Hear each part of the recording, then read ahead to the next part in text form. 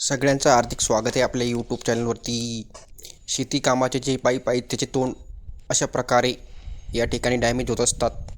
आपण हे घरच्या घरी दुरुस्त या ठिकाणी करू शकतो. यासाठी आपल्याला काही साहित्य या ठिकाणी लागतं. ते साहित्य आपल्याकडे उपलब्ध असेल तर आपण ते दुरुस्त या ठिकाणी करू शकतो.